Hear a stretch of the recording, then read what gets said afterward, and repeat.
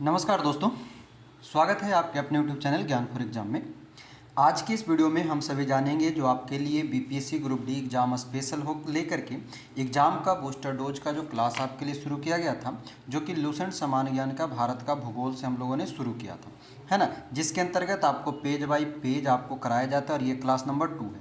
और आप लोगों ने क्लास 1 का अच्छा रिस्पॉन्स दिया और आप लोगों ने हमेशा की तरह इस बार भी आप लोगों ने कहा कि सर इसको कंटिन्यू किया जाए, यानी कि कंटिन्यू रखना। तो इसी तरह से आपका रिस्पांस हमें मिलता रहेगा, हम आपको अगले क्लास में भी। और लूसेंट पढ़ते हर कोई है, मगर उसको पढ़ने का तरीका और जो रिवीजन करने का तरीका है वो हम यहाँ पर बताते हैं और कराते हैं। तो इसलिए वीडियो को आप पूरा देखेंगे, जब आप पूरा देखते जाएंगे तब आपको लगेगा कि हाँ कुछ हम जो है तरीका चेंज किया गया है और तरीका के अनुसार आपको याद भी हुआ।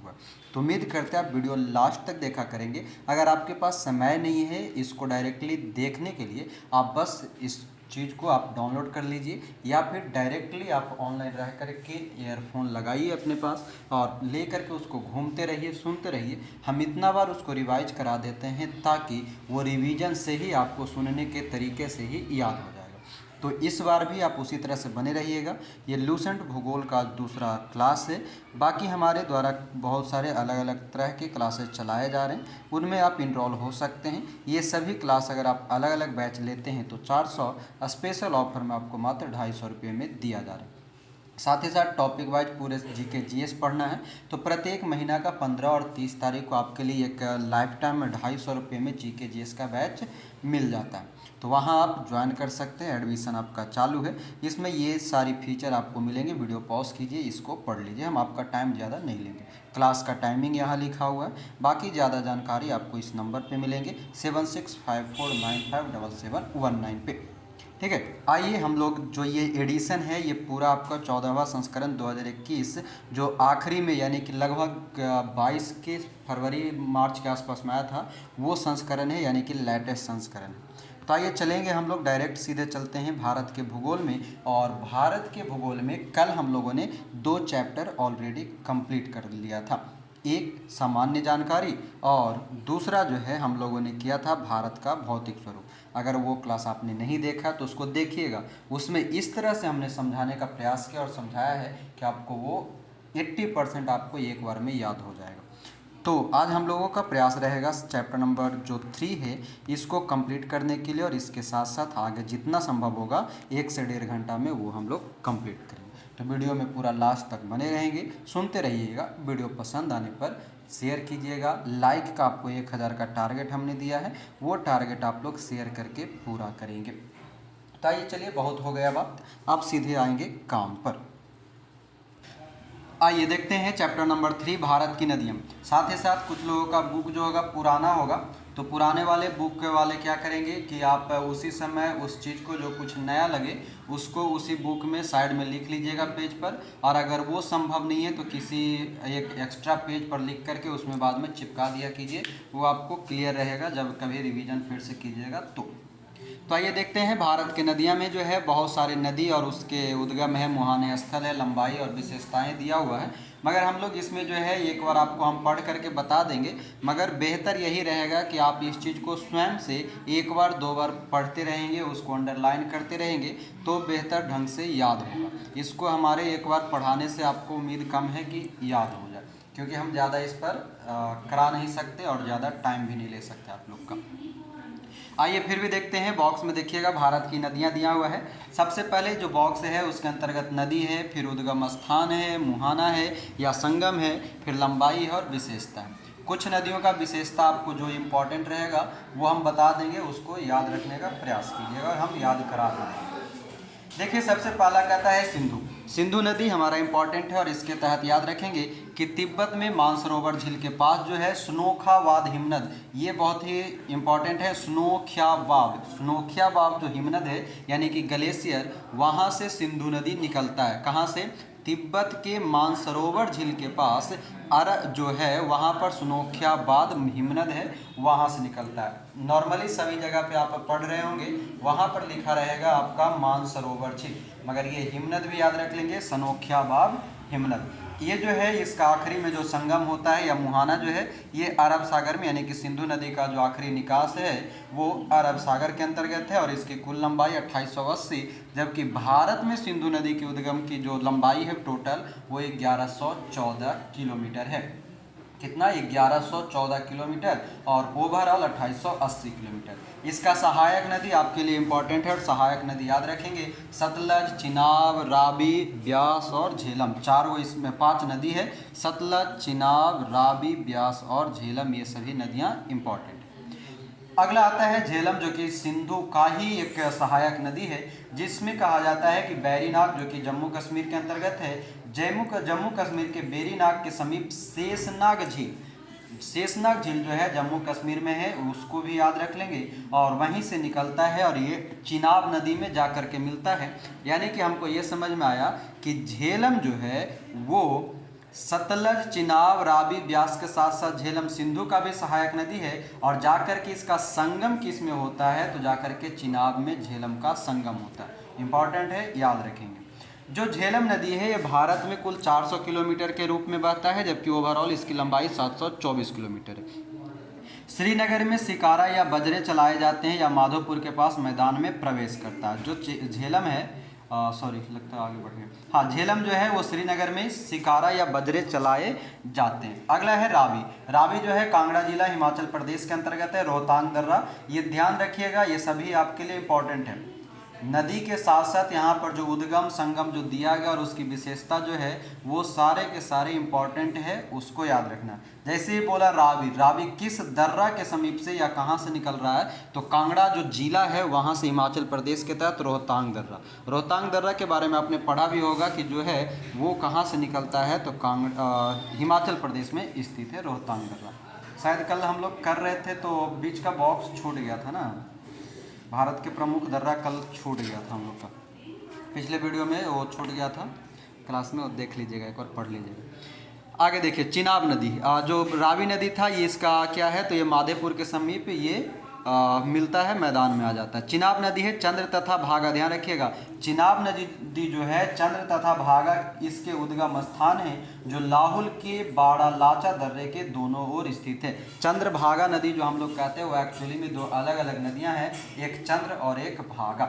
चिनाब नदी जो है इसका संगम सिंधु में हो जाता है और भारत में ये 1180 किलोमीटर में बहता है और यह सिंधु की सबसे बड़ी सहायक नदी है। इंपॉर्टेंट है, सिंधु की सबसे बड़ी सहायक नदी में कौन सा, तो चिनाब नदी है और यह पीर पंजाल के जो है गहरा गौर्ज बनाती है, वह मखनूर के निकट मैदान में प्रवेश कर जाता है। आगे आता है हमारा ब्यास नदी। ब्यास नदी को ध्यान से समझेंगे तो कहता है कि हिमाचल प्रदेश में रोहतांग दर्रा के समीप ब्यास कुंड से 4330 मीटर की ऊंचाई पर इसका उद्गम है। कहाँ पर, तो रोहतांग दर्रा के ब्यास कुंड में, रोहतांग दर्रा के ब्यास कुंड में इसका उद्गम है। और ये कहाँ पर, तो हरिके यानी कि कपूरथला के समीप सतलज से मिलता है। यानी कि जो ब्यास नदी है ये किस में मिलेगा, तो सतलज में, यानी कि सतलज की सहायक नदियों में से एक माना जाता है। और इसकी कुल लंबाई 470 किलोमीटर है। कुल्लू घाटी से बहती हुई धौलाधार पर्वत, ध्यान रखेंगे धौलाधार पर्वत को पार कर पंजाब के मैदान में पहुंच जाता है। कहाँ पर पहुंचेगा, पंजाब के मैदान में कौन सी, ब्यास नदी पहुंचती है। अगला है हमारा सतलज। सतलज जो कहता है कि तिब्बत में मानसरोवर झील के पास, ध्यान देंगे राकसताल, सतलज भी जो है तिब्बत में मानसरोवर झील के पास से निकलता है, मगर राकस ताल से निकलता है। और अभी हम लोगों ने पीछे पढ़ा कि जो सिंधु नदी है वह भी तिब्बत के मानसरोवर झील से निकलता है, लेकिन कौन से हिमनद, तो खियोख्याब क्या था, सानोख्याब जो है उससे निकलता था। सतलज जो है इसका मुहाना ब्यास नदी के अंतर्गत हरिके पतन में है, यह भी ध्यान रख लेंगे। सतलज नदी का संगम ब्यास नदी से हरिके पतन के पास होता है। सतलज नदी का जो लंबाई लगभग 1500 है, जिसमें से 1050 भारत में है। शिवालिक पर्वत श्रेणियां को काटता और पंजाब में प्रवेश करती है। कल के क्लास में हम लोगों ने जब हिमालय के विभाजन पढ़ा था, हिमालय के 4 विभाजन के अंतर्गत सबसे निचला जो था और नवीनतम जो हिमालय होता है उसको हम शिवालिक हिमालय कहते हैं, और उसी शिवालिक रेंज को काटते हुए सतलज नदी पंजाब में प्रवेश करती है। गंगा, गंगा की बात करें तो गंगोत्री के पास गोमुख हिमानी से निकलेगा और ये समुद्र तल से 3900 मीटर के आसपास में इसकी ऊंचाई है। गंगा नदी का बंगाल की खाड़ी में मुहाना है, 2525 किलोमीटर इसकी कुल भारत में लंबाई है। और गंगा जो है भागीरथी और अलकनंदा नदियों का सम्मिलित नाम है। भागीरथी और अलकनंदा को जब हम मिला देते हैं तब वो क्या कहलाती है, गंगा के नाम से जाना जाता है ना। आगे हम लोग पढ़ेंगे संगम, धौली गंगा और विष्णु गंगा को विष्णु प्रयाग, पिंडार और अलकनंदा को कर्ण प्रयाग, मंदाकिनी और अलकनंदा को रुद्र प्रयाग, और भागीरथी और अलकनंदा को हम लोग कहते हैं भागी अलका देव, यानी कि देव प्रयाग के नाम से जानते हैं। आगे हम लोगों का आएगा ये चीज़। तो गंगा का जो है वो गंगा, भागीरथी और अलकनंदा नदियों का सम्मिलित नाम है, ये दोनों याद रखेंगे। उसके बाद आता है यमुना। यमुना जो है बंदरपुच के पश्चिमी ढाल पर स्थित यमुनोत्री हिमालय, दोनों जो है लगभग गंगा और जो यमुना है दोनों एक ही जगह से निकलेगा, मगर एक यमुनोत्री से और दूसरा गोमुख जो गंगोत्री है वहाँ से। यमुना की बात कर रहे थे तो यमुना जो है प्रयाग, यानी कि जो पहले इलाहाबाद के नाम से जाना जाता था, इलाहाबाद में आकर के ये गंगा नदी में मिल जाती है और कुल 1375 किलोमीटर की लंबाई है इसका। और यमुना की बात करें तो इसकी सहायक नदी में चंबल, बेतवा और केन, मगर ध्यान रखेंगे ये जो चंबल, बेतवा और केन जो है ये तीनों ही नदियाँ दक्षिण से यमुना में मिलती है, ध्यान रखना है। यमुना की सहायक नदी जो है चंबल, बेतवा और केन, ये तीन नदियाँ तीनों के तीनों दक्षिण से यमुना में मिलता है। साथ ही साथ यह भी याद रखेंगे कि जो गंगा में यमुना मिलता है वह भी नीचे की ओर से दक्षिण में मिलता है। पूछता है प्रश्न, क्योंकि जब हम इस चीज़ को देखते हैं मैप वगैरह में तो ये गंगा साथ में आता है, गंगा के साथ साथ यमुना भी ऊपर से आती है मगर नीचे से आकर के मिलता है। तो गंगा भी दक्षिण, यमुना भी गंगा में जो है दक्षिण से मिलता है और यमुना की सबसे बड़ी गंगा की सबसे बड़ी सहायक नदी यमुना होता है। और यमुना का सहायक नदी कौन कौन सा है, तो चंबल, बेतवा, केन। आगे चंबल, चंबल की बात करें तो मध्य प्रदेश में मऊ के समीप जो स्थित है, ये चंबल जो है मध्य प्रदेश के मऊ के समीप स्थित जाना पाव पहाड़ी सिंगार चौरी चोटी, ध्यान देंगे मध्य प्रदेश के मऊ के समीप में है। मऊ को वर्तमान में हम जानते हैं अम्बेडकर नगर के नाम से, क्योंकि मऊ जो है वो भीमराव अम्बेडकर का जन्म स्थान था। इस कारण से मऊ को कभी अगर आपको अम्बेडकर नगर लिखा हुआ मिले तो वो मध्य प्रदेश का मऊ ही रहेगा। अब बात कर रहा है कि मध्य प्रदेश के मऊ के समीप जाना पाव पहाड़ी, तो पहली बात जाना पाव पहाड़ी कहाँ स्थित है, मध्य प्रदेश में। मध्य प्रदेश के अंतर्गत किस पहाड़ी पर स्थित, चौरी चोटी। चौरी चोटी, हिस्ट्री में चौरी चौरा वाला कांड जो उससे रिलेट नहीं कर देना है। ऐसा ना हो कि अगर चौरी चोटी आ जाए तो हिस्ट्री में हम लोग चौरी चौरा कांड पढ़े रहे हैं तो ऐसा ना हो कि मार देंगे हम उत्तर प्रदेश, नहीं। ये जो चौरी चोटी है ये जाना पाव पहाड़ी पर स्थित है, मध्य प्रदेश के समीप है। क्या कहता है कि इसका संगम जो है इटावा से 38 किलोमीटर दूर यमुना में हो जाता है, यानी कि आपको चंबल का संगम कहाँ पर, तो इटावा के पास में यमुना नदी में होता है। 995 किलोमीटर लंबाई है और देश में सबसे गहरे खड्डों का निर्माण, ध्यान देंगे, देश में सबसे गहरे खड्डों का निर्माण करने के लिए चंबल नदी जाना जाता है। चंबल नदी की सहायक नदी में काली सिंध, एक काली नदी हम लोग कल के क्लास में पढ़े थे, भारत और नेपाल के बीच में एक काली नदी जो है सीमा बनाता है। यहाँ पर जो नदी है वह है चंबल का सहायक नदी, एक काली सिंध, पार्वती, सिप्ता, बनास, कुरल, बामनी और मेज। जिसमें आपको याद रखने वाली चीज़ है, काली सिंध को याद रखिएगा और एक बनास को याद रखिएगा। बनास अक्सर पूछ लेता है कि बनास जो है किसकी सहायक नदी है, बनास किसका सहायक नदी है, तो ये सहायक नदियों में किसका हो जाएगा, चंबल का हो जाएगा। ठीक है, आगे अगला कहता है रामगंगा। रामगंगा कहता है कि नैनीताल के समीप मुख्य हिमानी श्रेणी का दक्षिणी भाग है। कहाँ से, मुख्य हिमानी का दक्षिणी भाग है और ये कहाँ से, तो कन्नौज के निकट गंगा में मिलेगा। ये 696 किलोमीटर की और खोन जो है वो किसका सहायक नदी है, तो रामगंगा का सहायक नदी है। अगला आता है शारदा। शारदा का एक और अन्य नाम है काली गंगा। काली गंगा और काली सिंधु अभी हम लोगों ने पढ़ा। काली सिंधु जो कि चंबल की सहायक नदी है, जबकि शारदा को हम काली गंगा कहते हैं। शारदा जिसका उद्गम जो है कुमायूं हिमालय का मिलाम हिमनद, ध्यान देंगे आपसे यही छोटा छोटा प्रश्न जो है अब पूछना शुरू किया है। तो मिलाम ग्लेशियर या मिलाम हिमनद कहाँ पर है? तो कुमायूं हिमालय। कल जब हम लोग पढ़ रहे थे तो पकना हम लोग पढ़े थे, पंजाब, कुमायूं, नेपाल और असम, है ना। तो पकना हिमालय जब हम पढ़ रहे थे यानी कि पकना पढ़ रहे थे, उसके अंतर्गत कुमायूं हिमालय पढ़े थे। और कुमायूं हिमालय का जो क्षेत्र है उत्तराखंड के आसपास में आता है, यानी कि हमको ये समझ में आना चाहिए कि मिलाम हिमनद जो है उत्तराखंड के आसपास में मिलेगा। और कहता है कि शारदा नदी जो है इसका मुहाना बहराम घाट के समीप घाघरा नदी में, यानी कि शारदा जो है किसकी सहायक नदी? घाघरा की सहायक नदी है। और शारदा की जो सहायक नदियां हैं उनमें शर्मा, लिसार, सरयू, याद रखेंगे सरयू को ही हम पूर्वी रामगंगा भी कहते हैं, और चौकिया। तो सरयू को हम एक और अन्य नाम से जानते हैं, पूर्वी रामगंगा। अगला है घाघरा या करनाली या करौलिया, कौरियाला। नेपाल के तकलाकोट से 37 किलोमीटर उत्तर पश्चिम में मपसा तुंग हिमानी, ये याद रखेंगे कहाँ पर है मपसा तुंग हिमानी? तो मपसा तुंग हिमानी जो है ये आपको मिलेगा नेपाल के अंतर्गत। और कहता है कि ये जो है सारण तथा बलिया जिले के सीमा में, यानी कि बिहार और यूपी, ध्यान दीजिएगा, बिहार और यूपी के बीच में सीमा बनाने वाला वो नदी कौन सा है? तो वह है हमारा घाघरा, करनाली या कौरियाला। तो बिहार से संबंधित ये प्रश्न हो गया कि बिहार का कौन सा जिला और यूपी का कौन सा जिला है जो कि सीमा बनाता है? तो बिहार का सारण, यूपी का बलिया, इन दोनों के बीच में एक नदी बहता है, वह है घाघरा नदी, जो कि 1080 किलोमीटर है। शिवालिक को पार करते समय शीश पानी, ध्यान देंगे शीश पानी नामक 180 मीटर गहरे खड्डे का निर्माण चौकिया तथा छोटी गंगा इसकी सहायक नदी है। अब ध्यान रखेंगे यहाँ पर गहरे खड्डे का निर्माण किया है, तभी हम लोग जस्ट पीछे पढ़े थे कि देश में सबसे गहरे खड्डों का निर्माण कौन सा नदी बनाता है, जल्दी से बताएंगे।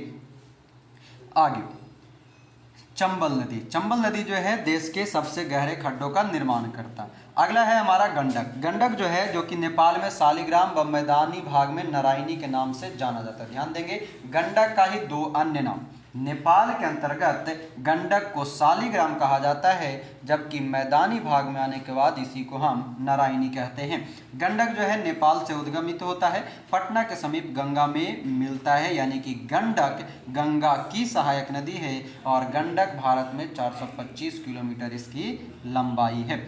सहायक नदी काली गंडक तथा त्रिशूली गंगा है। इसमें मिलने वाले गोल गोल पत्थरों को शालिग्राम कहा गया है। देखिए इसी कारण नेपाल में शालिग्राम कहा गया गंडक को। क्यों? क्योंकि गंडक नदी के अंतर्गत गोल पत्थर पाए जाते हैं और उस गोल पत्थर को हम क्या कहते हैं? शालिग्राम कहते हैं। अगला आता है हमारा कोसी जो है कि गोसाई थान चोटी के उत्तर से, ये नेपाल के अंतर्गत ही मिलेगा, वहीं पर लिख लीजिएगा बगल में नेपाल। गोसाई थान, ये गोसाई थान है। कहीं कहीं पर आपको से एक प्रश्न पूछेगा कि निम्न में से कौन सा नेपाल की चोटी है? गोसाई नाथ भी रहेगा और गोसाई थान भी रहेगा, तो आपको याद रखना है गोसाई थान, गोसाई नाथ नहीं, ठीक है। तो गोसाई थान चोटी जो है ये कोसी के अंतर्गत, नेपाल के अंतर्गत है, कोसी नदी का उद्गम है। कारागोला के दक्षिण पश्चिम में गंगा नदी से ये मिलेगा, 730 किलोमीटर लंबाई है। इसकी मुख्य धारा अरुण नदी, याद रखेंगे अरुण नदी, तिब्बत में इसको पंगचू कहा जाता है। अरुण नदी को तिब्बत में पंगचू के नाम से जाना जाता है। और भी इसका सहायक नदी है, यारू है, सुनकोसी है, ताम्रकोसी है, इंद्रावती है, लिखु है, दूधकोसी है, भोटकोसी है, तांबाकोसी है, सप्तकोसी है, ये सभी आपको मिलेगा कोसी के अंतर्गत। अगला जो हमारा नदी है बेतवा या बेत्रवती, बेतवा को ही बेत्रवती भी कहा गया है, जो कि मध्य प्रदेश के रायसेना जिले में कुमरा गांव के समीप विंध्याचल पर्वत से निकास है। हमीरपुर के समीप, हमीरपुर उत्तर प्रदेश में है, हमीरपुर के समीप यमुना नदी में मिलेगा, 480 किलोमीटर लंबाई है। ऊपरी मार्ग में कई झरनों का निर्माण करता है। सोन जो है अमरकंटक की पहाड़ी, कल हम लोग पढ़े थे, और यहाँ पर कहता है कि पटना के समीप गंगा में मिलेगा, 780 किलोमीटर की लंबाई, और नर्मदा के समीप इसका उद्गम होता है। ब्रह्मपुत्र जो है तिब्बत में सांगपो के नाम से, जबकि अरुणाचल प्रदेश में दिहांग के नाम से जाना जाता है। दोनों पॉइंट याद रखेंगे। ब्रह्मपुत्र नदी को तिब्बत के अंतर्गत सांगपू कहा जाता है, जबकि अरुणाचल प्रदेश में दिहांग के नाम से जाना जाता है। तिब्बत में मानसरोवर झील से 80 किलोमीटर की दूरी पर स्थित चेमयुंगडुंग हिमानी, ध्यान रखेंगे, चेमयुंगडुंग हिमानी से ब्रह्मपुत्र निकलेगा। तिब्बत के मानसरोवर से खानोख्याबाब हिमनद से सिंधु निकलता है। तिब्बत के ही मानसरोवर झील के राकस्थाल से सतलज निकलता है। यानी कि तिब्बत के मानसरोवर झील के आसपास में तीन नदियां, जो कि तीनों के तीनों प्रमुख लगभग है, वह है सिंधु, सतलज, ब्रह्मपुत्र। सिंधु जो कि सनोख्याबाब हिमनद से, सतलज जो कि राकस्थाल से, और ब्रह्मपुत्र जो कि चेमयुंगडुंग हिमनद से निकलता है तिब्बत के मानसरोवर से। ब्रह्मपुत्र की बात करें तो ये बंगाल की खाड़ी है, इससे ये मतलब बंगाल की खाड़ी में ये मुहाना बनाएगा, यानी कि गिरेगा।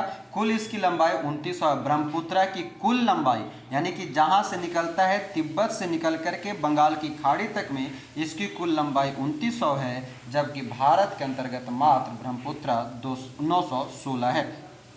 इसका जितने भी सहायक नदी है उनमें से देखेंगे, दिबांग, अंडरलाइन कर लीजिएगा, दिबांग, लोहित, कामेंग, सुबनसिरी, मानस, ये इतना आपको, और एक तीस्ता, तीस्ता जो कि बांग्लादेश वाला तीस्ता है, ठीक है, ये किधर अपने यहाँ जो है वो नहीं, ये तीस्ता जो है वहाँ पर जो ब्रह्मपुत्र के अंतर्गत बांग्लादेश में जो तीस्ता है, यह भी किसका सहायक नदी है, तो ब्रह्मपुत्र का सहायक नदी है। एक बार फिर से सहायक नदी, ब्रह्मपुत्र के सहायक नदी में दिबांग, लोहित, कामेंग, सुमनसिरी, मानस और तीस्ता, ये इतना आपका मुख्य याद रखना। बाकी पुथीमारी और धनसिटी जो है वह भी ब्रह्मपुत्र की सहायक है।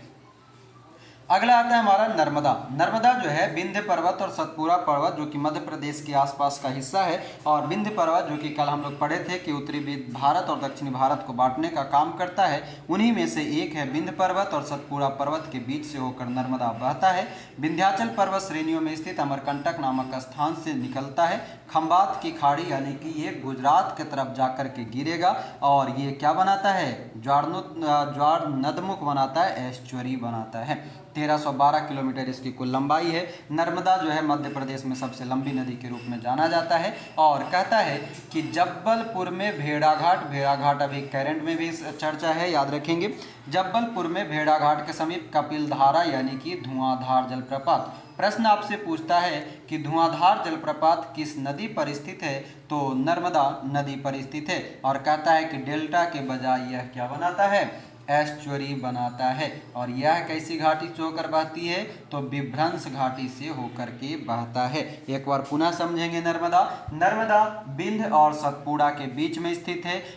खंभात की खाड़ी में, यानी कि अगर कहें तो अगर खंभात की खाड़ी ऑप्शन में ना हो तब आप अरब सागर का सहयोग कर सकते हैं, यानी कि उसका प्रयोग कर सकते हैं ऑप्शन के रूप में। अगर खंभात की खाड़ी रहेगा तो फर्स्ट प्रायोरिटी हमारा नर्मदा के लिए खंभात की खाड़ी जाएगा। और नर्मदा के बारे में ये कहा गया कि कपिलधारा जलप्रपात या धुआंधार जलप्रपात दोनों एक ही है, और दोनों किस नदी पर, तो नर्मदा नदी पर। और नर्मदा नदी के कैसी है, तो एस्चुअरी बनाती है और विभ्रंश घाटी से होकर के, रिफ्ट वैली से होकर बहता है। अगला आता है ताप्ती। ताप्ती जो है मध्य प्रदेश के ही बैतूल जिला के मुल्ताई या मूल ताप्ती नगर के पास से निकलता है। 722 मीटर की ऊंचाई है। सूरत के निकट, यानी कि गुजरात के पास में खंभात की खाड़ी में। नर्मदा ताप्ती दोनों खंभात की खाड़ी में 724 किलोमीटर लंबाई है, और यह भी एस्चुअरी बनाता है, और इसकी सहायक नदियाँ पूर्णा है। तो ध्यान रखेंगे, एस्चुअरी बनाने वाला आपसे प्रश्न पूछता है कि निम्न में से कौन सी नदी एस्चुअरी बनाएगा, तो आपको इस तरह के ऑप्शन दिए रहेंगे, नर्मदा, ताप्ती, माहे, इस तरह के, ठीक है। एक और नदी मिलेगा आपको आगे चल करके, माहे या माही नदी, ठीक है, ये भी जो है वो एस्चुअरी बनाता है। तो नर्मदा, ताप्ती तो दो नदी हो गया एस्चुअरी बनाने वाला। अगला नदी कहता है महानदी। महानदी जो है छत्तीसगढ़ के रायपुर जिले के सिहावा के समीप से निकलेगा। बंगाल की खाड़ी, कटक यानी कि उड़ीसा के समीप में ये गिरेगा। छत्तीसगढ़ के रायपुर जिले के सिहावा के समीप से निकलेगा, और ये जो है अमरकंटक की जो पहाड़ी है, अमरकंटक पहाड़ी का ही हिस्सा है, उसी से निकल करके आता है। 815 किलोमीटर इसकी लंबाई है। ब्राह्मणी और बैतरणी दो सहायक नदियां हैं, किसका, महानदी का। अगला है छिपरा। छिपरा जो है कि इंदौर जिले की काकरी बर्डी नामक पहाड़ी से निकलता है, चंबल नदी में ये जाके मिलता है। 560 किलोमीटर लंबाई है। इसके किनारे उज्जैन का विश्वविख्यात जो है महाकालेश्वर मंदिर ये पाया जाता है और यहीं पर 12वें वर्ष प्रत्येक 12वें वर्ष कुंभ मेला लगाया जाता है। माही। माही जो है मध्य प्रदेश के धार जिला में निकलेगा। अमझौरा में ये मेहद झील से, अमझौरा में मेहद झील से, ये छोटा छोटा पॉइंट याद रखिएगा, कभी भी एक क्वेश्चन जो है पगला दे सकता है। तो क्या कह रहा है, मेहद झील। मेहद झील कहाँ है, मध्य प्रदेश में है। गिरेगा कहाँ, खंबात की खाड़ी में गिरेगा। 585 किलोमीटर लंबाई है। इस पर बजाज सागर बांध, माही नदी के ऊपर जो है बजाज सागर बांध या बांसवाड़ा बांध बनाया गया है। और माही नदी एक ऐसी नदी है जो कर्क रेखा को 2 बार काटता है। कल के क्लास में हम लोगों ने पढ़ा था कि कर्क रेखा भारत के 8 राज्यों से गुजरता है, जिसमें राजस्थान से प्रवेश करके आगे की ओर बढ़ता चला जाता है। अगला आता है लूनी नदी। लूनी नदी, और ये ध्यान रखिएगा यहाँ पर लिखा नहीं है मगर याद रखिएगा कि माही नदी भी जो है वो एस्चुअरी बनाता है। नर्मदा, ताप्ती और माहे, ये 3 नदियाँ जो है आपको एस्चुअरी बनाता हुआ प्रतीत होगा। लूनी नदी। लूनी नदी कहता है कि अजमेर जिले में स्थित नाग पहाड़, अजमेर जिले यानी कि राजस्थान के अंतर्गत नाग पहाड़ अरावली पर्वत पर यह पुष्कर के समीप 2 धारा सरस्वती और सागरमती के रूप में उत्पन्न होती है, जो गोविंदगढ़ के निकट आकर के मिल जाता है। यानी कि अगर पूछे कि लूनी नदी किन 2 नदियों के संगम के बाद बनता है या किन 2 नदियों का संगम है, तो सरस्वती और सागरमती का संगम लूनी नदी। कच्छ के रण यानी कि गुजरात में जाकर के ये गिरेगा, वहीं पर लुप्त हो जाता है ये, और 320 किलोमीटर लंबा है। यह भारत की एकमात्र अंतर्वाही नदी, मतलब कि अंदर अंदर बहने वाला नदी है। जोवाई, सुकरी, जोजारी, सुकरी और जोजारी इसका सहायक नदी याद रखेंगे। अगला आता हमारा सोम नदी। सोम नदी कहता है कि उदयपुर जिले के बीछामेड़ा नामक स्थान, उदयपुर मतलब राजस्थान, बनेश्वर के समीप माही नदी में मिल जाएगा। जोखम, गोमती, सारनी, ये ध्यान दीजिएगा, ये गोमती दूसरा है, एक अपने तरफ भी गोमती नदियां बहता है वो दूसरा है। गोमती तथा सारनी इसकी सहायक नदियां। साबरमती, ये जय समुद्र झील अरावली पर्वत से ही निकलेगा। साबरमती खंबात की खाड़ी में गिरेगा। 371 किलोमीटर की लंबाई है। साबरमती नदी पर बताइए तो कौन सा शहर स्थित है। आगे अहमदाबाद। अहमदाबाद जो है साबरमती नदी के किनारे स्थित है, और साबरमती नदी के किनारे होने के कारण वहाँ पर एक आश्रम भी महात्मा गांधी द्वारा बनाया गया था, साबरमती आश्रम के नाम से जाना जाता है। अगला है बनास नदी। बनास जो है अर्थात वन की आशा, यानी कि बनास का अर्थ है, यानी कि आपसे पूछ भी सकता है कि बनास नदी का अर्थ क्या होता है, तो वन की आशा। कहता है खमनूर की पहाड़ी, राजसमंद जिला राजस्थान में है। खमनूर की पहाड़ी, ये छोटा छोटा पॉइंट है, याद रखिएगा। खमनूर की पहाड़ी कहाँ है, राजस्थान में। चंबल जो कि रामेश्वरम के निकट जो है ये मुहाना बनाएगा। 480 किलोमीटर लंबाई है। यह एकमात्र ऐसी नदी है जो संपूर्ण चक्र राजस्थान में ही पूरा करता, ध्यान देंगे, एक ऐसी नदी जो पूरी चक्र जो है ये राजस्थान में पूरा करता है। इसकी सहायक नदी में बेड़च, कोठारी, मानसी, खारी और मोरल। मानसी और मानस, ध्यान देंगे, मानस नदी जो हम पढ़े थे वो किसका सहायक नदी था, जल्दी से बताएंगे। मानस किसका सहायक नदी है, ब्रह्मपुत्रा का। मानस जो है ब्रह्मपुत्रा का सहायक नदी है, जबकि मानसी जो है वो बनास की सहायक नदी है। मानसी, खारी और एक है मोरेल। आगे अगला है हमारा बाणगंगा।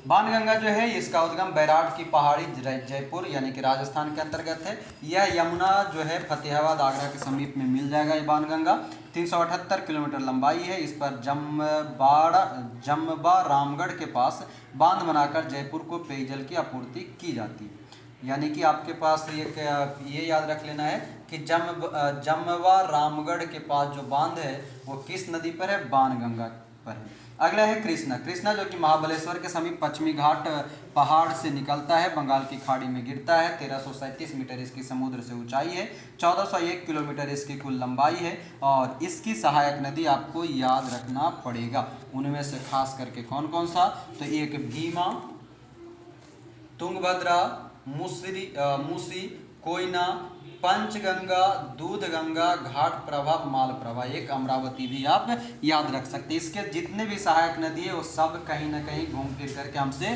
पूछा ही जाता है। भीमा मूसी, भीमा के मौसी, ठीक है, भीमा के मौसी तुंगभद्रा, बाकी वही पंचगंगा, दूधगंगा, कोयना, घाट प्रभा और मालप्रभा। बताएंगे कभी, इसका अलग ट्रिक है। चलिए आगे फ्री क्लास में बताएंगे। आगे है गोदावरी। गोदावरी क्या कहता है कि नासिक जिला जो है महाराष्ट्र के त्र्यंबक गांव, ध्यान देंगे कल हम लोग पढ़ रहे थे महाबलेश्वर की पहाड़ी, महाबलेश्वर की पहाड़ी से 5 गो नदियाँ निकल रहा था और उसी समय हम आप लोगों को हिदायत दिए थे कि ध्यान रखेंगे कि गोदावरी जो है वो महाबलेश्वर की पहाड़ी से नहीं निकलता है। कल के क्लास में हम लोग, पिछले क्लास में हम लोग पढ़े थे। तो यहाँ ध्यान रखेंगे कि जो गोदावरी है ये त्र्यंबक गांव, महाराष्ट्र का एक नासिक जिला है, वहाँ के त्र्यंबक गांव यानी कि त्र्यंबकेश्वर, जिसको हम त्र्यंबकेश्वर बोलते हैं, त्र्यंबक गांव के त्र्यंबकेश्वर पहाड़ी से निकलता है। और यह प्रायद्वीपीय भारत के, प्रायद्वीपीय भारत उसको कहते हैं जो 3 ओर से जल से घिरा हो, 1 ओर से वो हमारा स्थल से घिरा, मतलब प्रायद्वीपीय भारत नहीं, प्रायद्वीपीय स्थल किसको कहेंगे, तो वैसा स्थल जो 3 ओर से जल हो और 1 ओर से क्या होता है, स्थल होता है, उसे हम क्या कहेंगे, प्रायद्वीप कहेंगे। और वैसा ही हमारा भारत है। और यानी कि नीचे का जो हिस्सा है दक्षिण की ओर का, दक्षिण की तरफ की सबसे लंबी नदी और सबसे बड़ी नदियों में गोदावरी को जाना जाता है। गोदावरी का संगम या मुहाना जो है यानी कि गिरता है उसको मुहाना कहते हैं, और जिस नदी से जाकर के जुड़ जाए उसे हम संगम कहते हैं। तो ये मुहाना जो बनाता है वो बंगाल की खाड़ी में बनाता है। 1465 किलोमीटर इसकी दूरी याद रखेंगे, अक्सर पूछा जाता है। और इंपॉर्टेंट इसका यह है कि गोदावरी नदी को हम वृद्ध गंगा भी कहते हैं, यानी बूढ़ी गंगा। बूढ़ी गंगा एक नदी हमारा इधर भी गंडक के नाम से मिलता है, वो अपने बिहार के तरफ में, जबकि ये बूढ़ी गंगा या वृद्ध गंगा या फिर दक्षिण गंगा के नाम से जाना जाता है। और ध्यान रखेंगे यहाँ पर दक्षिण गंगा है, आगे चल करके एक और नाम मिलेगा, वहां पर दोनों का अंतर बताएंगे। कहता है कि वृद्ध गंगा या दक्षिण गंगा भी कहा जाता है। गोदावरी की प्रमुख सहायक नदियों में पेन गंगा, ध्यान रखेंगे, पेन गंगा, इंद्रावती, प्राणहिता, मंजरी, सबरी, पूर्णा, बैनगंगा, प्रवदा और वर्धा, इसके जितने भी सहायक नदियां हैं वो इंपॉर्टेंट है। ध्यान रखेंगे आपको फंसाने के लिए, पंचगंगा, दूधगंगा ये 2 नदी कृष्णा का सहायक नदी है, जबकि पेन गंगा गोदावरी का नदी है। किसका, पेन गंगा गोदावरी का है, जबकि पंचगंगा, दूधगंगा कृष्णा का नदी है। बाकी अन्य सभी आपका इंद्रावती, प्राणहिता, मंजरी, सबरी, प्रवदा और बैनगंगा, पूर्णा, वर्धा ये सभी गोदावरी का। अगला है हमारा कावेरी। कावेरी कहता है कि कर्नाटक के कुर्ग जिले में स्थित ब्रह्मगिरी पहाड़ी, हम लोग कल पढ़े थे बाबा गिरे बुदुक से, बाबा बुदन की पहाड़ी और ब्रह्मगिरी की पहाड़ी जो है कर्नाटक के अंतर्गत आता है। और इसके अंतर्गत कहता है कि कावेरी जो है ब्रह्मगिरी पहाड़ी से 1341 मीटर की समुद्र तल से ऊंचाई पर है, बंगाल की खाड़ी में गिरता है, 800 किलोमीटर इसकी लंबाई है और इसे दक्षिण भारत की गंगा के नाम से जाना जाता है। जबकि अभी जस्ट ऊपर हम लोगों ने पढ़ा गोदावरी के बारे में, गोदावरी को हम दक्षिण गंगा कहते हैं, जबकि कावेरी को दक्षिण की गंगा कहते हैं। जिसमें की लगा रहेगा वो कावेरी होगा और सिर्फ दक्षिण गंगा रहेगा वो गोदावरी रहेगा। तो दक्षिण की गंगा या दक्षिण भारत की गंगा किस नदी को कहा जाता है, तो कावेरी को, जबकि दक्षिण गंगा किस नदी को कहा जाता है, गोदावरी को कहा जाता है। आगे कहता है कि शिव समुद्रम जलप्रपात अक्सर पूछा जाता है। शिव समुद्रम जलप्रपात श्रीरंगपट्टम एवं शिव समुद्रम द्वीपों की उपस्थिति इसका महत्व बढ़ा देता है। इसकी सहायक नदी में बाएं एक नदी है, ठीक है, बाएं हेमावती, सिमसा, अर्कावती, दाएं कावनी, भवानी, नैयल और अमरावती। आप ध्यान देंगे अमरावती कृष्णा की भी सहायक नदी है और कावेरी की भी सहायक नदी है। अब देखिए यहाँ पर बाएं दाएं लगाया है, इससे हमको मतलब नहीं है, आपको हेमावती याद रखना होगा और काबिनी दोनों याद रखना होगा। हेमावती और काबिनी दोनों नदियाँ कावेरी का। एक बार हम आपको कृष्णा, गोदावरी और कावेरी का तीनों का सहायक नदी फिर से हम रिपीट कर रहे हैं, ध्यान से सुनिएगा, काहे कि यहीं से आपके प्रश्न ज़्यादातर बनते हैं। सबसे पहला हम आते हैं कृष्णा की ओर। कृष्णा के अंतर्गत भीमा के मौसी तुंगभद्रा यानी कि भीमा, मौसी और तुंगभद्रा यानी कि मूसी, भीमा और तुंगभद्रा। अमरावती, कोयना, पंचगंगा, दूधगंगा, घाटप्रभा, मालप्रभा। कौन कौन सा? अमरावती, कोयना, पंचगंगा, दूधगंगा और घाटप्रभा और मालप्रभा कृष्णा का। गोदावरी में आएंगे तो गोदावरी में आपका पेनगंगा एक मिलेगा एक्स्ट्रा, इंद्रावती, प्राणहिता, मंजिरा, बड़दा, प्रवदा, पूर्णा, बेनगंगा और सबरी। फिर से पेनगंगा, इंद्रावती, बेनगंगा, प्रवदा, बड़दा, पूर्णा, मंजरी, सबरी। कोई छूटा नहीं ना? नहीं छूटा होगा, छूटा होगा तो कोई बात नहीं। अगला है कावेरी। कावेरी का जो है मुख्य रूप से आपको याद रखना है काबनी और हेमावती, बाकी कोई नहीं भी याद रहा तो चलेगा। और अमरावती का डिफरेंस याद रखिएगा कि कृष्णा और कावेरी दोनों में पाया जाता है। अगला आता है तुंगभद्रा। तुंगभद्रा जो है कर्नाटक में पश्चिम घाट पहाड़ की गंगा मूल चोटी। अब ध्यान दीजिए, छोटा छोटा पॉइंट है मगर याद रखने के लिए जरूरी है। क्या कह रहा है तुंगभद्रा? गंगा मूल कृष्णा नदी चोटी। किसका? गंगा मूल चोटी से। ठीक है, कर्नाटक में पश्चिमी घाट पहाड़ की गंगा मूल चोटी से तुंगा तथा समीप में ही काडूर में भद्रा, यानी कि तुंगा और भद्रा के उद्गम जो है संगम के कारण तुंगभद्रा नाम इसका पड़ा।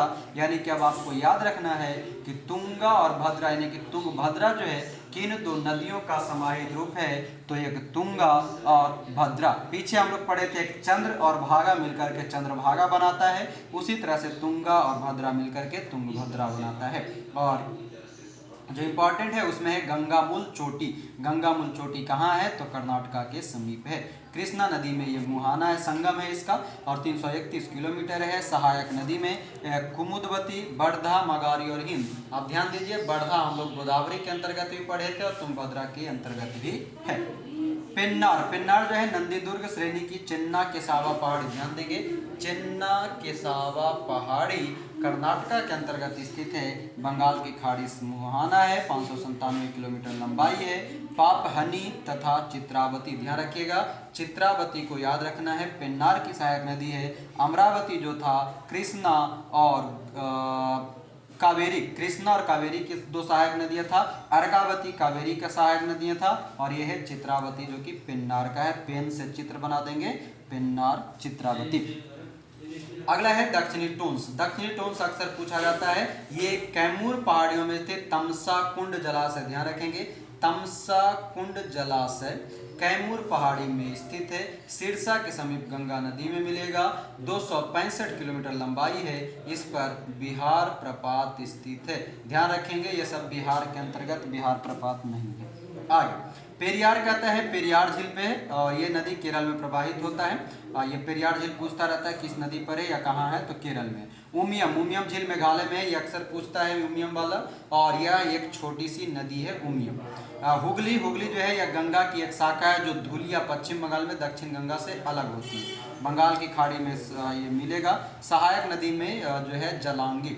हुगली की सबसे सहायक नदी जो है वह है जलांगी। यह भारत में, याद रखने वाली चीज अब है कि यह भारत में सबसे ऊंची ज्वारीय ज्वार भित्ति, भारत में सबसे ऊंची ज्वारीय ज्वार भित्ति वाली नदी कौन सा है, तो हुगली है। इसका नदी मुख भारत की नदियों में सबसे बड़ा है। किस नदी का मुख भारत में सबसे बड़ा है, तो नदी मुख हुगली का सबसे बड़ा है। और आखिरी में एक नदी है बैगाई। बैगाई जो है कंडन मणिकन्यूर पश्चिमी घाट के में मदुरई के समीप तमिलनाडु में स्थित है, बंगाल की खाड़ी इसका संगम मुहाना है। 288 किलोमीटर लंबाई है। सहायक नदी में कुमुम, बरसानाड, सरीलियार, तेबियार, बरार, मंगलार। ये ध्यान रखेंगे मंगलार है, मंगलौर नहीं है। तो ये था पूरा नदी जो आपको बॉक्स में दिया गया था। एक बार दो बार इसको खुद से पढ़ेंगे तभी बेहतरीन ढंग से आएगा समझ में। फिर भी हमने प्रयास किया है आपको एक बार दो बार जो इम्पोर्टेंट था उसको रिपीट कर देने के लिए। एक दो बार आप लोग और रिपीट कर लीजिएगा, बेहतरीन याद हो जाएगा। अब आइए नीचे जो कुछ पॉइंट दिया है यहाँ पर हर एक पॉइंट आपके लिए इम्पोर्टेंट रहेगा और नदियों से बनने वाले प्रश्न जो है वो अधिकांशतः यहीं से मिलेंगे। तो ध्यान से समझिएगा, कहता है कि उत्तराखंड के उत्तरकाशी जिले में 3900 मीटर की ऊंचाई पर गोमुख के निकट गंगोत्री हिमानी गंगा का उद्गम स्रोत है। गंगोत्री हिमानी जो गोमुख के निकट है, ये आपका गंगा का उद्गम है। यहाँ इसे भागीरथी कहते हैं, यानी कि गंगा को उत्तराखंड के निकट जहाँ से निकलता है वहाँ पर किस नाम से जाना जाता है, तो भागीरथी के नाम से। आगे अलकनंदा का उद्गम स्रोत बद्री नदी के ऊपर सतोपथ हिमानी या अलकापुरी हिमनद। क्या कह रहा है कि अलकनंदा का उद्गम जो है बद्रीनाथ के ऊपर है। बद्रीनाथ कहाँ स्थित है? बद्रीनाथ के ऊपर सतोपथ हिमानी में है और ये अलकापुरी हिमनद में है। अलकनंदा धौली और विष्णुगंगा धाराओं से मिलकर बनी है। अलकनंदा किससे बनता है? तो धौली और विष्णुगंगा, यानी कि धौली गंगा और विष्णुगंगा के धाराओं का संगम कहलाता है अलकनंदा। यहीं पर जोशीमठ या विष्णुप्रयाग में मिलती है। अलकनंदा की एक अन्य सहायक नदी पिंडार है जो इससे कर्णप्रयाग में मिलती है। अलकनंदा धौली और विष्णुप्रयाग में महासीर नाम की, ध्यान दीजिएगा, सॉरी बीच में एक दूसरा चीज था, फिर से एक बार। अलकनंदा की एक सहायक नदी पिंडार है जो इससे कर्णप्रयाग में मिलती है। अलकनंदा में महासीर नाम की मछली होती है। महासीर नाम की मछली कहाँ पर? तो अलकनंदा में। इसका निवास नदी के निचले हिस्से में होता है, किंतु अंडा देने के लिए ये ऊपर आता है। अब यहाँ पर देखिए, बॉक्स को पहले कंप्लीट कर देते हैं, कल भी इसी कारण एक बॉक्स छूट गया था। देखिएगा यहाँ पर बॉक्स में आपका दिया हुआ है कि धौली और विष्णुगंगा का संगम, इसको याद रख लीजिएगा। ये चारों अक्सर पूछता है, विष्णुप्रयाग, कर्णप्रयाग, रुद्रप्रयाग और देवप्रयाग, और सबका जो सब है ये इंपॉर्टेंट है। धौली और विष्णुप्रयाग, जिसमें विष्णु के साथ विष्णु का जो चरण धोएगा वो विष्णुप्रयाग, धौली और विष्णुप्रयाग। अलकनंदा और पिंडार, अलका को पीन दे दो तो कान में लगा लेगी, अलका को पीन दो वो कान में लगाएगी, कर्णप्रयाग। बात समझ रहे हैं? अलका नाम की कोई लड़की है, उसको एक पिन दे दो, मतलब जो कनवाली वाला पिन दे दो वो कान में पहन लेगी। अगला है कि अलकनंदा और मंदाकिनी का संगम। अलकनंदा जो है मंद मंद यानी कि धीरे धीरे चलेगा, तो उसके चलने वाला व्यक्ति जो रहेगा रुद्र यानी कि रौद्र यानी कि गुस्सा हो जाएगा। अलकनंदा और मंदाकिनी के संगम को रुद्रप्रयाग कहते हैं। और अलका नाम की कोई लड़की वो मंद यानी कि धीरे धीरे चल रही है, तो उसके साथ चलने वाला व्यक्ति क्या हो जाएगा? रुद्र हो जाएगा, यानी कि गुस्सा हो जाएगा। और अगला है अलकनंदा और भागीरथी। अलका भागी देव के साथ, तो ये हो जाएगा अलकनंदा और भागीरथी का संगम देवप्रयाग के नाम से जाना जाता है। किन्हीं का नाम अलका होगा तो बुरा नहीं मानिएगा, अब भागेला रहेगा तो भाग जाइएगा, हम क्या करेंगे। आगे कहता है कि अलकनंदा एवं मंदाकिनी या काली गंगा के संगम पर रुद्रप्रयाग स्थित। अब देखिए यहाँ पर थोड़ा सा एक पॉइंट चेंज है। कहता है कि अलकनंदा एवं मंदाकिनी को ही काली गंगा कहा जाता है और अलकनंदा और मंदाकिनी के संगम पर रुद्रप्रयाग है। यानी कि अब प्रश्न थोड़ा सा घुमाने का प्रयास करेगा तो कह देगा कि अलकनंदा और काली गंगा जो है वो किसके संगम पर स्थित है। अलकनंदा काली गंगा किसके संगम पर है या कौन सा संगम बनाता है? तो अलका जो मंद मंद चल रही थी और मंद मंद चलने के कारण जो उसके साथ वाला व्यक्ति था रुद्र हो गया, यानी कि गुस्सा हो गया, और गुस्सा में काला हो गया, यानी कि काली गंगा। आ गई। कहता है कि गंगा नदी का नाम गंगा देवप्रयाग के बाद पड़ता है। ध्यान देंगे, गंगा नदी का नाम गंगा कब पड़ता है? देवप्रयाग के पास। क्या है कि शुरू में वो भागीरथी रहता है। कहता है जहाँ अलकनंदा एवं भागीरथी आपस में मिलती है, गंगा हरिद्वार के निकट मैदान में प्रवेश करती है। यहाँ से पहले दक्षिण की ओर, फिर दक्षिण पूर्व की ओर, फिर पूर्व की ओर, यानी कि 3 बार दिशा बदलेगा। पहले दक्षिण, फिर दक्षिण पूरब, फिर पूरब, ऐसा ये राउंड वैसे बनाएगा। ठीक है, आगे कहता है कि गंगा नदी बांग्लादेश में पद्मा के नाम से जानी बहती है। ब्रह्मपुत्रा नदी बांग्लादेश में जमुना के नाम से बहती है। पावना के पूर्व गोलुंडो घाट के पास पद्मा से मिलती है और इसकी सम्मिलित धारा को पद्मा कहा जाता है। गंगा नदी बांग्लादेश में पद्मा के नाम से बहती है। ब्रह्मपुत्रा नदी जमुना के नाम से बहती है। और जब पावना के समय पे ये जो है गंगा और जमुना मिल जाता है तो इसको हम क्या कहते हैं? पद्मा कहते हैं। ध्यान रखेंगे, जमुना और यमुना दोनों अलग अलग नदी है। जमुना ब्रह्मपुत्रा का दूसरा नाम है, जबकि यमुना जो कि गंगा की सबसे सहायक नदियों के रूप में गंगोत्री से निकलकर आता है। कहता है कि आगे बढ़ती हुई जब यह नदी चांदपुर के उत्तर में, कहाँ पर? चांदपुर के उत्तर में पहुंचती है तो मेघना इससे आकर मिलती है, तब यह मेघना के नाम से बनता है। यानी कि गंगा जब बांग्लादेश में प्रवेश करता है तो वहाँ पर बहने वाली ब्रह्मपुत्रा नाम का नदी जमुना जो है वो आता है, और जब वो दोनों मिलता है तो गंगा और जमुना का संगम पद्मा कहलाता है। और पद्मा जब आगे बढ़ते रहती है तो मिलता है मेघना, और फिर ये मेघना के नाम से ही बहती हुई जल वितरिकाओं में बढ़ते हुए समुद्र में मिल जाती है। और मेघना की सहायक नदी बराक नदी है, और इसका उद्गम मणिपुर की माउंट जानपो पहाड़ी। तो आपके लिए याद रखने वाली चीज़ क्या है कि मणिपुर के निकट कौन सी पहाड़ी है ये, तो माउंट जानपो पहाड़ी स्थित है। आगे कहता है कि ब्रह्मपुत्रा नदी जो कि यरलुंग जांगबो नदी के नाम से भी जाना जाता है, चेम युंगडुंग हिमानी से निकलती है। यह हिमानी मानसरोवर झील के दक्षिण पूर्व में लगभग 80 किलोमीटर की दूरी पर है। तिब्बत में ब्रह्मपुत्रा को सांगपो, अरुणाचल प्रदेश में दिहांग, असम में ब्रह्मपुत्रा कहते हैं। एक्चुअली में ब्रह्मपुत्रा जहाँ से निकलता है वहाँ पर ये सांगपो है, अरुणाचल प्रदेश में जब आता है तो ये हो जाता है दिहांग, और जब नीचे असम में आता है तो बनता है ब्रह्मपुत्रा। यह एक पूर्ववर्ती नदी है। इसकी प्रमुख सहायक नदियों में हमने पीछे ही पढ़ा था, दिबांग, कामेट, लोहित, सवनसिरी, भरेली, मानस, धनसिरी, रैदाक, पगलडिया और कोपिला। पगलडिया या पगलाडिया ये याद रखिएगा, ठीक है। ब्रह्मपुत्रा का है पगलडिया। अगला है चंबल, राजस्थान की एकमात्र ऐसी नदी है जो साल भर बहती है। यह 84गढ़ चित्तौड़ के पास राजस्थान में प्रवेश करती है। इस नदी पर भैंसरोडगढ़ चित्तौड़ के पास प्रख्यात चुलिया जलप्रपात है। चुलिया जलप्रपात चंबल नदी पर स्थित है। आगे कहता है सिंधु नदी भारत में केवल जम्मू व कश्मीर से होकर बहती है। ध्यान देंगे, इंपॉर्टेंट है। सिंधु नदी भारत में केवल जम्मू कश्मीर ना अब इसको चेंज कीजिएगा, लद्दाख में भी ये प्रवेश करेगा। लद्दाख और जम्मू कश्मीर दोनों यूटी में, ये राज्य के अनुसार जम्मू कश्मीर था। अब यहाँ पर प्रश्न को थोड़ा सा घुमाएंगे, जम्मू कश्मीर और हो जाएगा आपका लद्दाख, दोनों हिस्सा में।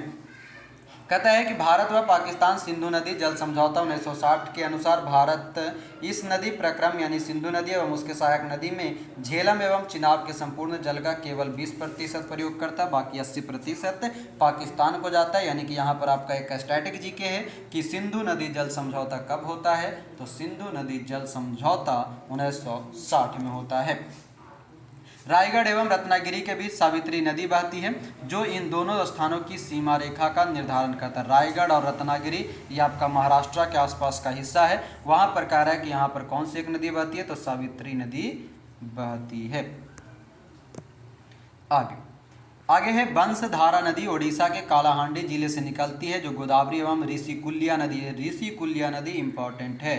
ऋषिकुल्या नदी पर ही ऋषिकुल्या जलप्रपात और ऋषिकुल्या झील भी है, ये याद रखिएगा, ओडिशा के अंतर्गत। कहता है कि बंसधारा नदी ओडिशा के कालाहांडी जिले से निकलती है जो गोदावरी एवं ऋषिकुल्या नदी के बीच से बहते हुए बंगाल की खाड़ी में गिरता है। नदी न दे करके अगर आपसे झील पूछ ले या फिर ऋषिकुल्या जो एक अभ्यारण्य भी है, ऋषिकुल्या अभ्यारण्य भी है ओडिशा में, इसी की नदी के आसपास में, छोटा सा है, ज़्यादा फेमस नहीं है, मगर ये कभी कभी पूछ ले तो याद रखिएगा, दिमाग में था इसलिए बता दिए। आगे आइए, कहते हैं कि गोदावरी नदी का जल ग्रहण क्षेत्र कैचमेंट एरिया भारत के 7 राज्य, ध्यान देंगे गोदावरी का जो है ये गोदावरी की कुल लंबाई हम लोगों ने पीछे पढ़ा था 1465 किलोमीटर, महाराष्ट्र के त्र्यंबक गांव से निकल रहा था। और देखिए महाराष्ट्र से निकलते हुए कहां से कहां तक बहता है, वो कह रहा है कि पहले महाराष्ट्र से निकलेगा, वर्तमान का तेलंगाना जाएगा, फिर छत्तीसगढ़, मध्य प्रदेश, आंध्र प्रदेश, कर्नाटक और उड़ीसा। कुल कितने नदियों से, 7 राज्यों से होते हुए उड़ीसा से में होते हुए जाकर के बंगाल की खाड़ी में गिर जाता है। पुनः एक बार, महाराष्ट्र के नीचे तेलंगाना, तेलंगाना के नीचे छत्तीसगढ़ और वही जो आंध्र प्रदेश है वहीं पर मध्य प्रदेश, कर्नाटक, उड़ीसा होते हुए, मतलब ये अच्छा खासा ऐसे इस तरह से घूम के जाता है। कर्नाटक इधर है, फिर क्या बोलते हैं, आंध्र प्रदेश तेलंगाना का हिस्सा इधर है, फिर छत्तीसगढ़ इधर है, मध्य प्रदेश इधर है, फिर नीचे में आपका उड़ीसा आता है। तो यानी कि ये एक तरह से कहिए तो अगर देखा जाए महाराष्ट्र से होते हुए इस एरिया में आपका महाराष्ट्र पड़ता है, यहाँ पर है ना किनारे वाला में, और यहाँ से होते हुए ऐसा कुछ बनाते हुए ये जाएगा नदी तंत्र। आगे कहता है कि बराक नदी मणिपुर हिल के माउंट जानपो से निकलता है। ये बार बार आपसे आ रहा है और ये याद रखिएगा, माउंट जानपो कहाँ पर है, तो माउंट जानको, जान के साथ माउंट पर कब जाइएगा, जब मनी रहेगा। ठीक है, बराक नदी मणिपुर हिल के माउंट जानपो से निकलती है। यह भारत के असम, मणिपुर और मिजोरम राज्य से, असम, मणिपुर और मिजोरम राज्यों से बहते हुए बांग्लादेश में प्रवाहित होती है। बराक नदी की प्रमुख सहायक नदी जीरी, धलेश्वरी, सिंगला, लुंगई और सुनाई। सुनाई को याद रखेंगे, सुनाई पूछा हो प्रश्न। सुनाई जो है बराक नदी का सहायक नदी है। बांग्लादेश में इसे सुरमा तथा मेघना के नाम से जाना जाता है। अभी हम लोग पीछे पढ़ रहे थे जहाँ पर मेघना से आकर के ये पद्मा मिल रहा था, पद्मा यानी कि गंगा और ब्रह्मपुत्रा का संगम, वो आकर के मेघना में मिला। और यहाँ पर अब देखिए कह रहा है कि बांग्लादेश में बराक नदी को सुरमा और मेघना के नाम से जानते हैं। बराक नदी को राष्ट्रीय जलमार्ग 6, कौन सा, राष्ट्रीय जलमार्ग 6 घोषित किया गया है। बराक नदी कौन से जलमार्ग है, नेशनल वाटरवेज 6 नंबर का है। और इस नदी पर तिहाई मुख बांध अवस्थित है, यानी कि नया है, तो इसको याद रखिएगा। तिहाई मुख बांध यानी कि 3 मुख वाला बांध वो कहाँ पर है, तो बराक नदी पर स्थित है। आगे कहता है कि प्रायद्वीपीय नदियों का उत्तर से दक्षिण की ओर क्रम। प्रायद्वीपीय नदी यानी कि अभी हमने जाना कि नीचे का जो हिस्सा 3 हिस्सा पानी से, 1 हिस्सा स्थल से, तो प्रायद्वीपीय भारत जो है लगभग गुजरात के नीचे वाला जो दक्षिण का हिस्सा है वो सब प्रायद्वीपीय भारत के अंतर्गत आता है। जिसमें कह रहा है कि प्रायद्वीपीय नदियों का उत्तर से दक्षिण यानी कि ऊपर से नीचे का क्रम जो है उसमें कौन कौन सा, तो सबसे पहले महानदी उड़ीसा के आसपास वाला हिस्सा, गोदावरी महाराष्ट्र के आसपास वाला हिस्सा, कृष्णा कर्नाटक के आसपास का हिस्सा, पेन्नार ये आपका कर्नाटक के आसपास का हिस्सा, कावेरी आपका उसी के आसपास का, बैगई आपका तमिलनाडु के आसपास का हिस्सा। पुनः एक बार, महानदी, गोदावरी, कृष्णा, पेन्नार, कावेरी और बैगई ये कहाँ पर है, तो प्रायद्वीपीय नदी का उत्तर से दक्षिण की ओर। आगे है कि प्रायद्वीपीय नदियों का लंबाई के अनुसार, यानी कि प्रायद्वीपीय नदी में अभी हम लोग पढ़े थे कि जो गोदावरी है वो सबसे लंबी नदी के रूप में जाना जाता है ना। तो गोदावरी, कृष्णा, नर्मदा, महानदी, कावेरी और ताप्ती, सभी नदियों का क्रम याद रखेंगे। गोदावरी, कृष्णा, नर्मदा, महानदी, कावेरी और ताप्ती, इसका ट्रिक बताएंगे, है सबका ट्रिक फ्री क्लास में बताएंगे क्यूज वगैरह में। आगे कहता है 16 सितंबर 2015 को आंध्र प्रदेश सरकार द्वारा लिए गए महत्वपूर्ण निर्णय के अंतर्गत दक्षिण भारत की 2 बड़ी नदियां कृष्णा और गोदावरी को जोड़ने का कार्य किया गया। इसके अंतर्गत परीक्षण के तौर पर आंध्र प्रदेश के गोदावरी जिले इब्राहिमपट्टनम नामक स्थान में से पहली बार गोदावरी नदी के 600 क्यूसेक पानी को पोलावरम नहर द्वारा विजयवाड़ा जिले में कृष्णा नदी तक पहुंचाया गया। अगर याद होगा तो शायद ऐसा ही कुछ प्रश्न पूछा था बीपीएससी में, पिछल का जो एग्जाम हुआ था उसमें ऐसा ही कुछ संबंधित था, नदी पूछ दिया था। पोलावरम नहर द्वारा विजयवाड़ा जिले में कृष्णा नदी तक पहुंचाया गया। यह पोलावरम विजयवाड़ा लिंक परियोजना आंध्र प्रदेश के कृष्णा व गुंटूर जिले में पानी की कमी का सामना कर रहे किसानों के लिए लाभकारी मानी जा रही है। तो 16 सितंबर 2015 गोदावरी कृष्णा का संगम आंध्र प्रदेश के रूप में यहाँ पर है, पोलावरम विजयवाड़ा लिंक परियोजना के नाम से जाना जाता है। गोवा की 2 प्रमुख नदी है, मांडवी और जुआरी। गोवा में जो रहेगा वो सब जुआ खेलेगा, और मांडवी है मंडेली करेगा, टंडेली करेगा। तो ये था आपका पूरा भारत के नदी। उम्मीद करेंगे यहाँ तक में हम समझाने का प्रयास किए हैं, याद कराने का प्रयास किए हैं, याद भी हुआ होगा।